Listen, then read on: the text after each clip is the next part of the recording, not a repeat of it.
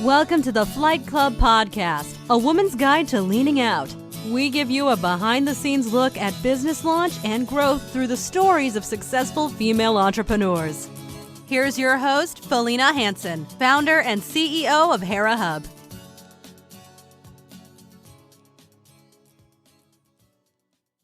Hello and welcome. I'm excited to talk to Erika Rodriguez today, who is the founder and CEO of Naughty Marketing, Title Pages, and the Ecosystem. She has so many awesome ventures. I'm so excited to dive in. She's a marketing consultant helping conscious small and medium-sized businesses with content strategy and partnership marketing.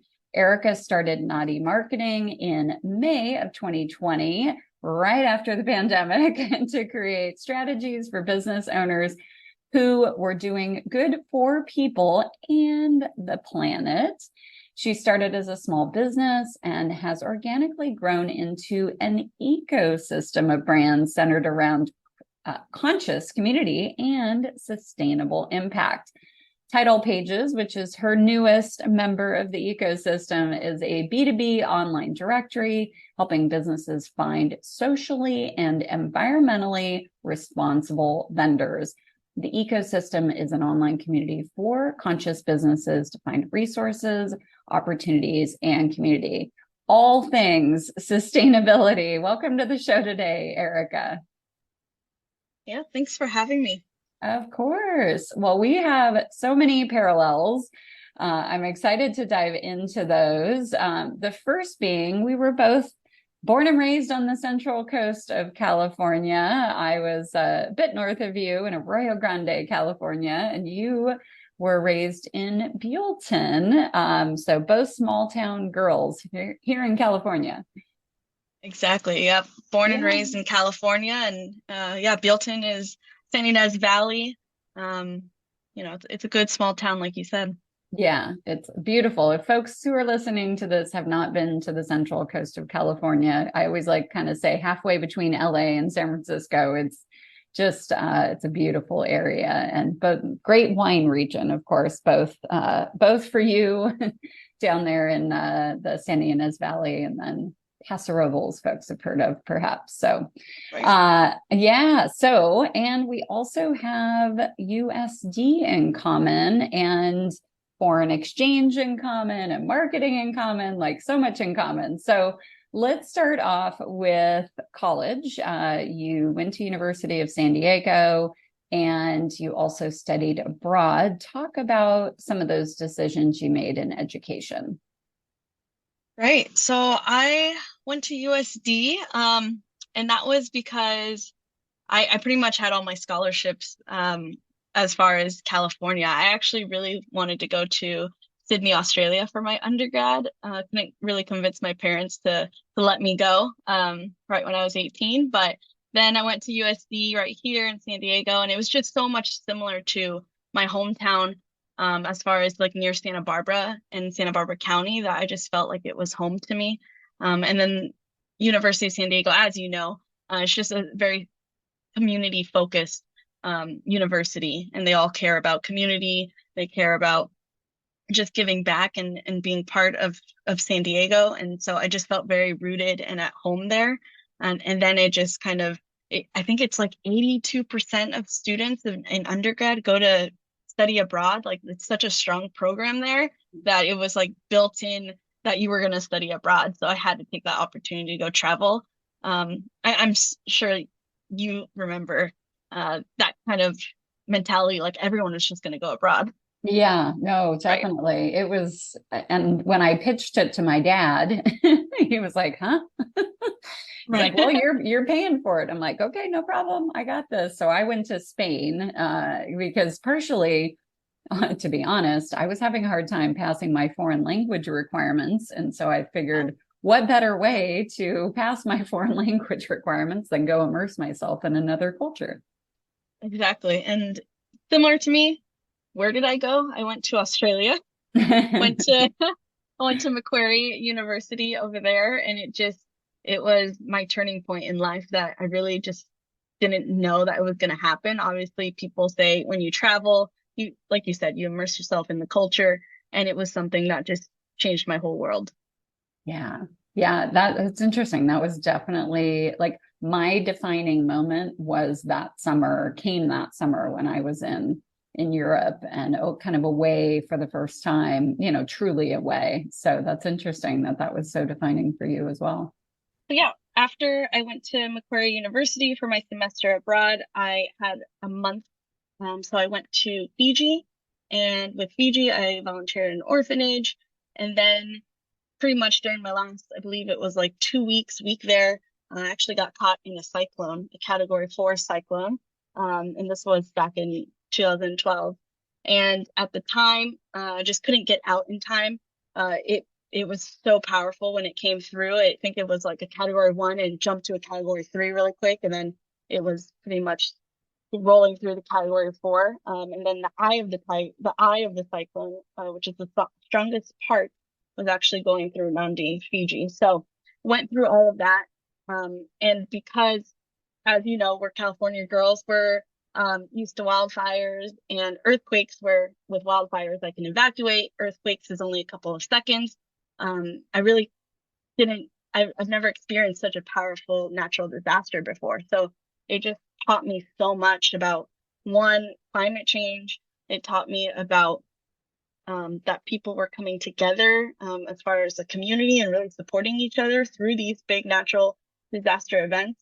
And then three, it just taught me so much about like the media at the time, that they weren't really covering, what happened after the cyclone. And at the time, like I said, 2012, this was the most powerful cyclone ever recorded in Fiji that I went through. And so that just kind of changed my whole direction into what I really wanted to focus on, and what I just wanted my work to be meaningful at that point. Absolutely. I can only imagine that must have been a very impactful experience. So let's jump ahead a little bit and get into your career path.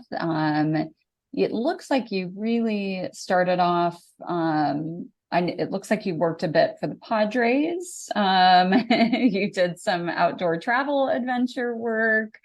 What would you say your first job? I hate to say real job because all these are real jobs, but like your first career job out of school was? So my first, I guess, real job, not in my career though, was actually just working at my parents' restaurant when I was very young, until I was 18. And then through University of San Diego, I got a number of internships that I went through. So one of them was like a class that I got to go through for my senior year and work with the Padres and their sales team, which gave immense experience within sales. Right after graduation, my first, I guess, career job within marketing was Zipcar. It's a car sharing program.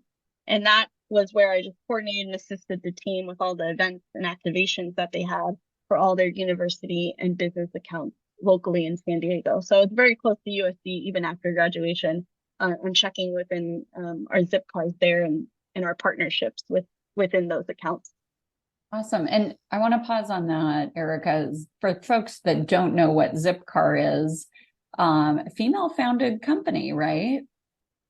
Right. Yeah. And so with Zipcar, it is that you get to share your car. So their whole point was to eliminate vehicles off the road, and that people that, let's say families that were sharing maybe 2 cars amongst themselves, they can get a Zipcar, which you rent the car by hour or by day. They could come down to a 1-car household. And then as far as just looking differently at, how our transportation system is working. Yeah, great concept, but I don't think the company survived. Is that right? Company is still surviving right now. I think when I went through, it's owned by Avis Budget. Okay. And so they really found their niche, which in their target audience, which is very much the universities and business accounts. Before they were trying to go through like, community partnerships and trying to like go as far as like wide. But their bread and butter was definitely the universities, because it just works, that a car that you can rent that's right there through the app. It's right there at your home, your school, or your university. And so they really found their niche within the university students. That's great. Yeah, I haven't heard about the company in quite some time, so I just assumed they were no longer. But that's great that they've sold and niched down. Okay, so let's jump to Lyft. Also, car sharing service. You worked there for about 3.5 years as a marketing specialist. What did you do for Lyft? Yeah, so at the time, Lyft was trying to grow their team in San Diego, and this was just right when they were a startup. I remember I had to go in, and it was so scrappy, that kind of like scrappy marketing that you're going in and grassrooting, you're going to events and you're passing out cards. I was trying to convince people like, try Lyft. It's your friend that has a car, and just the different case scenarios as far as, if you're going to a brewery or anything, like make sure you take a Lyft instead. It was so dynamic on how they thought of transportation. And I just love the case scenarios, like the one I mentioned of just drinking and driving and just being responsible, plan ahead of time. So it was bringing that to San Diego, as far as all of our partnerships. And then from there, once we got pretty like scrappy and we got, people and users to try it and drivers to come on board, then it was, that was like the startup world that I just was not used to with Zipcar. And it was getting all of this kind of flexibility to work these different partnerships that I could in San Diego through different events that we were covering. If you know San Diego, it's, the Balboa Park that brings 350,000 people. It was the Comic-Con International that we have that brings 200,000 people. It was having a presence at San Diego Beer Week. That's like 300, I think more than 300 events in 10 days. So I got to bring all of these fun partnerships and work on these campaigns with Zipcar and, with Lyft, and just bring them up to San Diego locals. Yeah, absolutely. And obviously informed of the work that you're doing now as an entrepreneur in partnership marketing. Let's get into the launch of your business. Talk about the name of the business, if you would. And this was a pivotal time. You left Lyft February 2020 and you started your business May 2020. So, so talk about the name and then talk about the launch of the business. Yeah. So Nandi Marketing, it came from when I was in Fiji and went through that cyclone that I just told you guys about. And I just wanted to pay homage to the people that were there, that experience that I had. And I was thinking what to name my company. I went through all of the kind of like SEO kind of trendy words that I could try to get and go through that route. And then once I gave myself a deadline to find my name. So I was like, I need to like start working. I need to get my website going, my email, all of those kind of essential items for my business. But it all started with my name. So when I gave myself a deadline, I remember that day, it was that last day, I couldn't come up with anything. I just really started. I remember I asked myself, I was just like, where did I become eco-conscious? Because I feel like I'm on my kind of zero waste journey now. And I was asking myself, when did I become, or when did I remember that I like started thinking about climate change and this direction that I'm in my life? And that was Nandi Fiji. So that's how I named it. And then, so yeah, I started Nandi Marketing, like you said. So I actually got laid off. I think that's important to note as well, because I've never experienced that in my life. That was February 2020 from Lyft. Because obviously once they IPO'd, they had to gain profits, and that's just something that happens. And so going through that experience too, that was late February 2020. And then I interviewed at places and I just couldn't find something that I was passionate about. And so then I remember one client that I was actually freelancing with. I asked him if he wanted to be my first client, that I was actually thinking of starting something. He was on board with me. And so from there, I think at that point, I don't really remember what happened from February to May. It just happened. And then I LLC'd in May and I just started going. That's awesome. Yeah, we have that in common too. 3 layoffs for me ended up having me launch a marketing business quite some time ago. And then of course that isolation that I felt in running my own business obviously led to the launch of Hera Hub. So talk about some of the work you do, give us some client examples, case studies, whatever you want to share about your business. Right. So yeah, I help my clients right now with content strategy and partnership marketing. So a lot of people don't know, they might not be aware of what partnership marketing is. And I think it's a whole new marketing channel that is just the relationship focus within business. Through my whole career, especially in the corporate world, I just working at events and working at just different campaigns that I always had pretty much the similar partners. And so really just honing in on those relationships that I kept working with every year.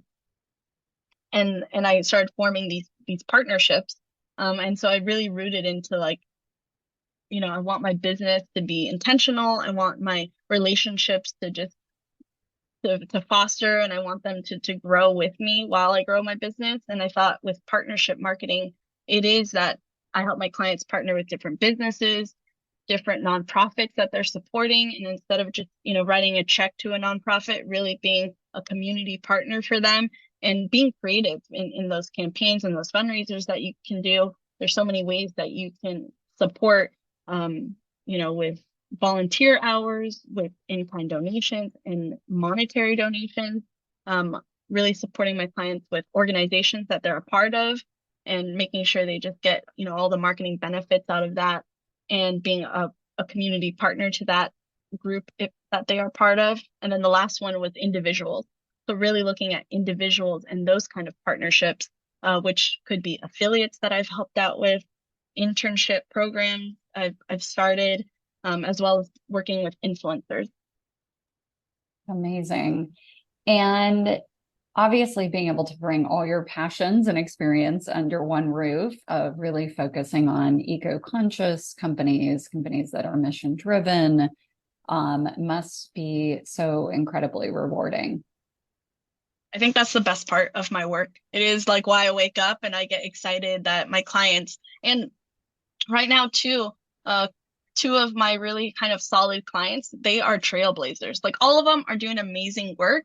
And right now, two of them are like trailblazers, that they're the first in San Diego, the first zero waste grocery store, the first zero waste hair salon.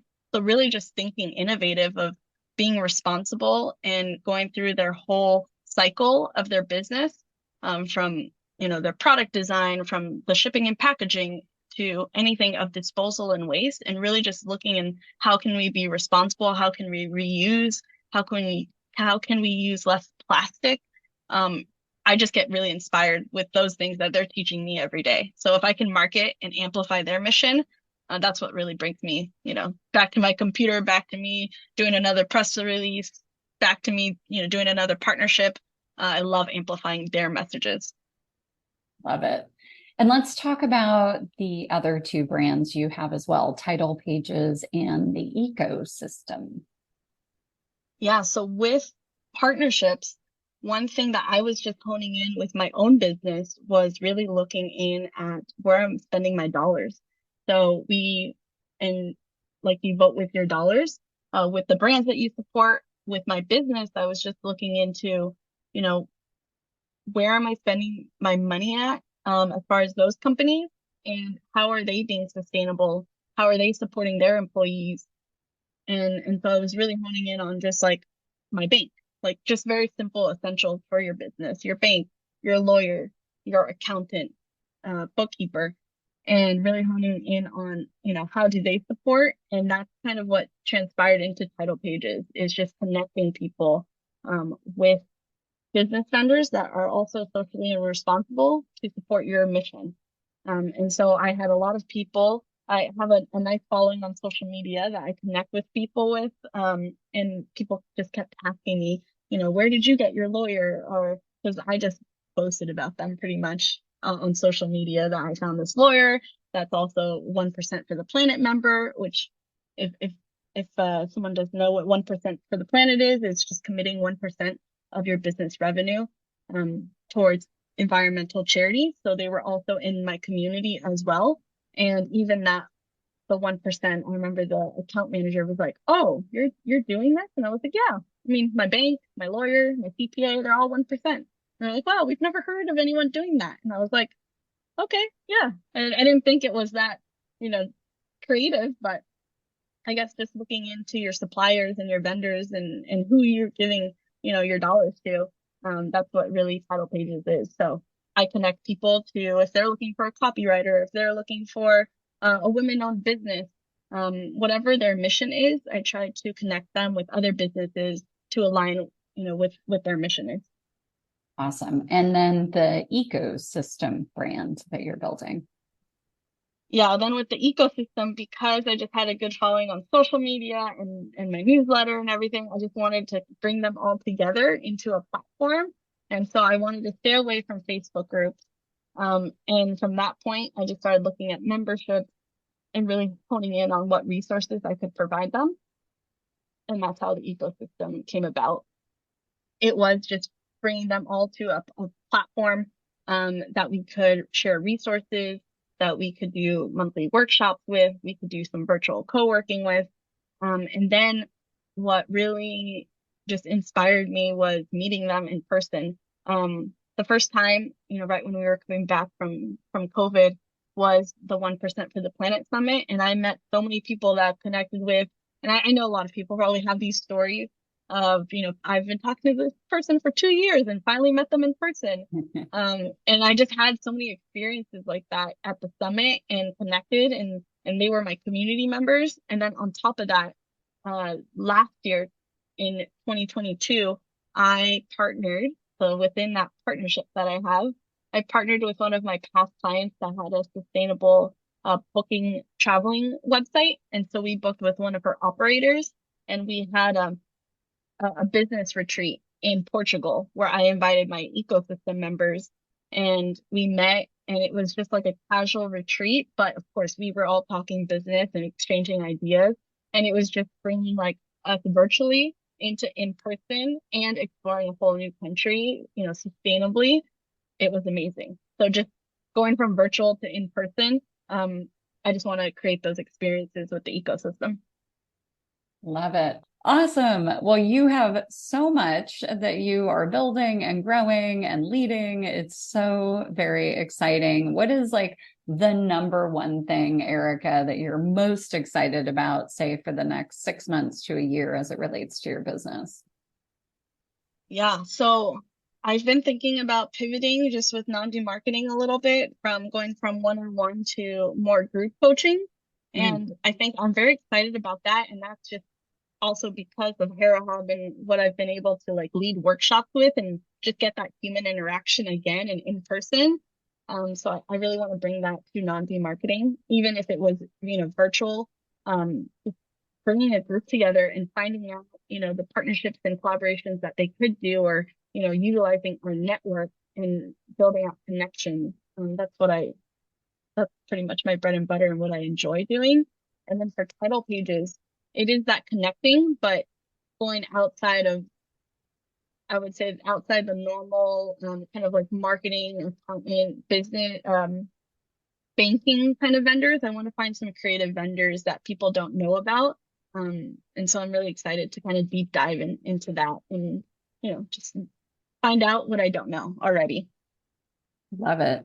And if folks want to find you, follow you, what are the best places for them to do that? Yep. So you can go to non-D marketing. It's NADI marketing, and you can Google it. I should come up. Instagram it. I should come up, as well as Title Pages or the ecosystem. Love it. Awesome. Well, Erika, thank you so much for your time. I learned some new things about you, so it was really fun to have this conversation. Thank you so much. Thank you for joining this week's episode of Flight Club, sponsored by Hera Hub. We look forward to sharing more success stories with you soon.